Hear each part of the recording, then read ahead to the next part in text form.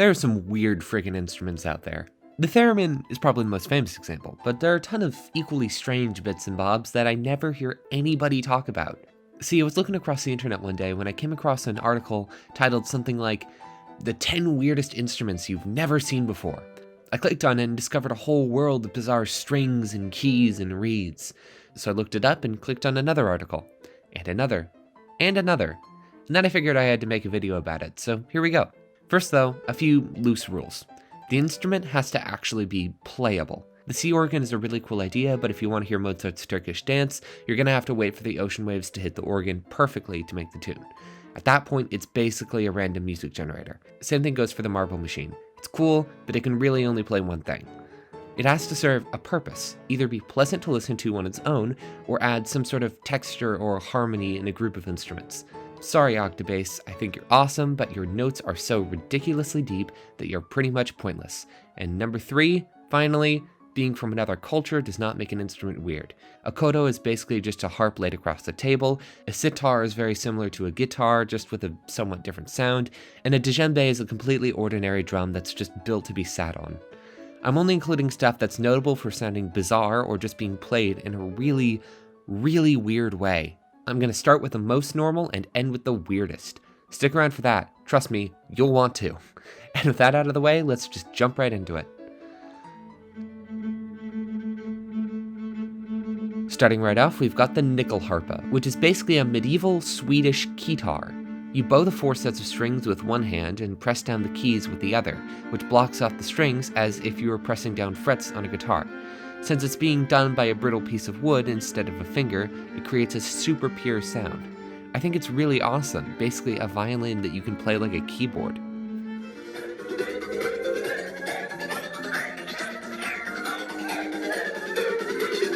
Next I want to talk about the erhu. It's an ancient Chinese stringed instrument with a tiny octagonal box at the bottom, traditionally covered by a snakeskin, and a giant neck. Now that's already unusual, but that's not the strangest part. This is, as far as I know, the only instrument where the bow is completely inseparable from the body. Seriously, there are only 2 strings, and the hair of the bow goes between them. You can never take the bow out of the instrument. Because of this, you actually play it sort of sideways, while most large bowed instruments are played from behind. It actually makes a really enchanting sound, perfect for slow, contemplative moments or fast, mysterious songs like the one playing right now. I'll be honest, it's one of my favorite instruments out there.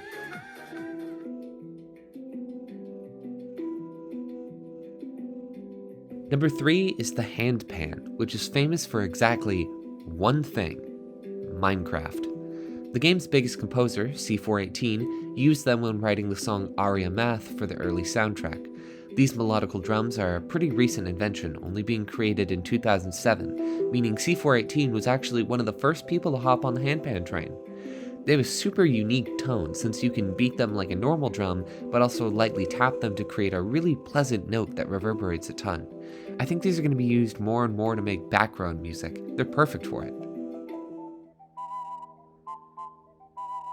Another instrument famous from a video game, it's the Okarina. This one is famous from The Legend of Zelda in the games Ocarina of Time and Majora's Mask, where the main character Link uses a magical ocarina to cast spells and even turn back time. It's a tiny, oddly shaped woodwind with a mouthpiece on one side and a bunch of holes on top. It's sort of like if a recorder got flattened into a pancake. It's also super old and makes a really sweet sound.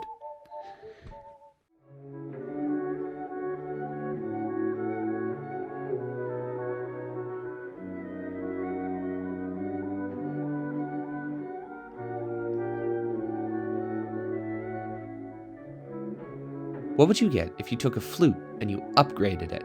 Just make it real big and deep, like with violins and cellos. You'd get a contrabass flute. Gigantic, solid metal, and shaped like a backwards number 4, it's basically the woodwind equivalent of a double bass. There are contrabass versions of other woodwinds too, but I think the flute sounds by far the best. Although it's barely even a flute anymore, it's mutated into some other creature entirely. This one is more common than most of the others on the list. You'll definitely see it occasionally, but it's so strange that I had to include it anyway. Hey, remember when I mentioned the nickel harpa from earlier? The Swedish violin keytar? Well, get ready for the hurdy-gurdy, which is a bit more unusual still. Instead of bowing or plucking it, like with every other string instrument on the planet, you spin a wheel with a knob on the bottom, which rubs up against the strings.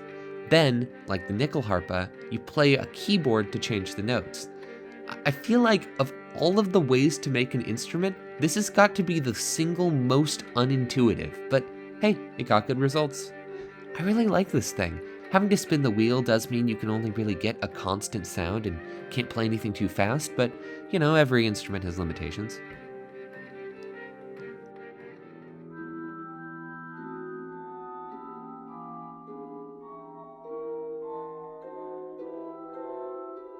You know that sound wet wine glasses make when you rub the edge? Well, what if you made that a whole instrument? This is the glass harmonica. Invented by Ben Franklin in 1761, it's a series of spinning bowls. Below them is a pool of water that keeps the edges wet while you rub your fingers over the top. It creates a really haunting sound, very unique to this odd device. Unfortunately, being made out of glass that you're supposed to rub your hands on, it's very fragile, so you can only play it very quietly. Still, it has a niche that it's very good at filling. Good job, Ben.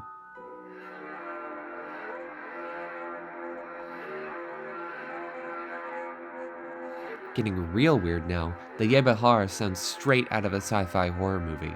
It can be bowed or struck to get a few different sounds, which mostly play background to other stuff. It's extremely well crafted, being just close enough to the sound of a normal string instrument to sound really unsettling. It also just looks really strange. It's a string instrument on one end, but then there's a cord sort of just stretching there in the middle, attached to a drum on the other side. I'm looking forward to hearing this in the second half of Dune.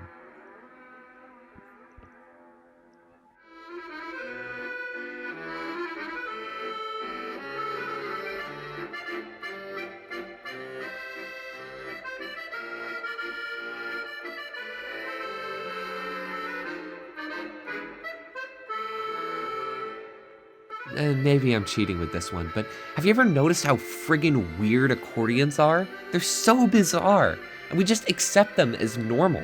It's like half bag, half piano. It makes a weird sound, and despite being old as all hell, act like they're a modern instrument. It's like the disgusting child of a fire bellows and a keyboard. I love them so much. Seriously, why don't we use accordions more? They're incredible.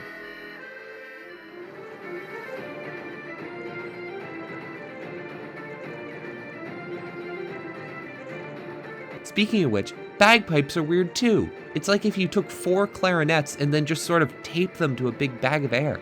I can't think of any other instrument that's inflatable. It's such an unusual trait for it to have. And it makes a really defining sound, unlike basically any other instrument. It's something that you hear and just instantly makes you think of Scotland. Why don't we ever hear more bagpipe stuff? I would love that. I would also love it if you subscribed. Sorry, I had to include it somewhere.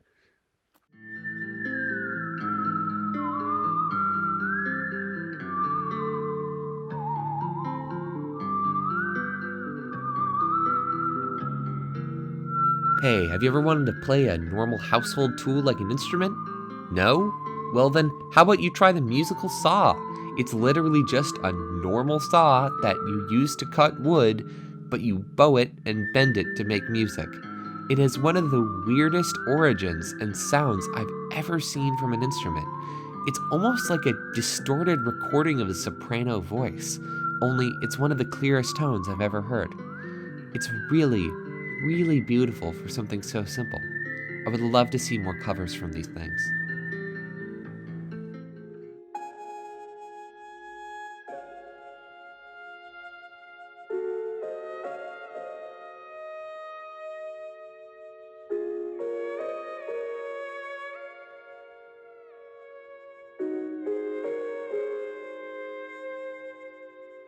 Alright, this is the one everyone's been waiting for. It's the theremin, easily the most famous weird instrument out there. As far as I know, it's the only one you don't touch at all while playing. Instead, you wave your hand in front of a field, which blocks off the signals and tells the instrument to play a sound. I think. I'll be honest, the way it actually works is a bit out of my league. It's all witchcraft to me. Your right hand controls the pitch and is the one you wave around on top, while you move your left hand around the metal loop, which controls how loud the instrument gets. The sound it makes is also just kind of weird, which is another big reason for its fame. I wonder if you could hook it up to a computer and have it make different sounds. That'd be really interesting. Okay, I might be cheating again with this one. Imagine this. You're a Spanish conquistador who has just joined the army. You're off to colonize the Americas and hopefully come back to your hometown fabulously wealthy. It's been a long ride on a very cramped ship, but you've finally arrived. Your first mission? Take the Aztec capital of Tenochtitlan.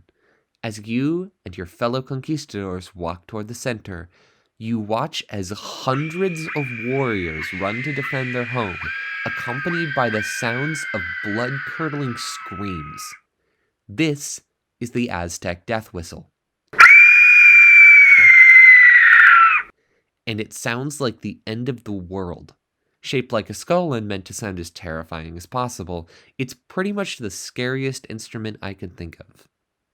Alright, now for the final entry. Nikola Tesla was a mad genius, the greatest inventor of his time, yet always in the shadow of the far more famous Edison. He came up with all sorts of fantastical new creations, pushing the world forward as the father of electricity. And during the spring of 1891, he patented one of his most famous inventions, the Tesla coil, a machine that can conduct electricity and fire it out as a bolt of lightning. Uses? Electrical demonstrations, novelty lighting, music. I think you know where I'm going with this. This is the Zeusophone, the singing Tesla coil, a machine that can fire out electricity to make music. The vibrations from the electrical charge produce a crunchy, striking 8-bit tone, while simultaneously firing out bolts of purple lightning. And not only that, but it's beautiful. The sound it makes is incredibly pleasant, and if you get a couple together and add a beat, they can harmonize perfectly, all while giving you a gorgeous visual presentation. Since it's an electrical instrument, you have to program in the sounds beforehand, but hypothetically, with enough time, you could play any song on these things. Although, like all 8-bit music, it tends to be better with fast-moving, high-energy stuff. A channel called Frenzoli Electronics has made dozens of videos remixing songs for the Tesla coils. I would highly recommend them. Even if this is more well-known than some of the others, this is easily my favorite instrument on the whole list, and at the same time, the one that I think is the strangest. So that's the list, all of the weirdest instruments I could find. I hope you enjoyed. It's outro time again. Some of you might notice I didn't mention jaw harps or didgeridoos. That's honestly because I couldn't think of much to say about them. I'd love to see somebody make some sort of song where they use every single one of these instruments. Maybe if I become a film composer someday, I'll do that. I really hope you enjoyed this short and sweet video. Come on and check out my other stuff if you want to see it, like this one about how pronouncing Chinese isn't as hard as you think, or this one about my problems with Game of Thrones world building. If you hated the video, please leave a dislike and a comment telling me how I can improve my content. If you liked it, then, I don't know, it's your life, not mine. Anyway, thank you, goodbye, and I'll see you sometime in the future.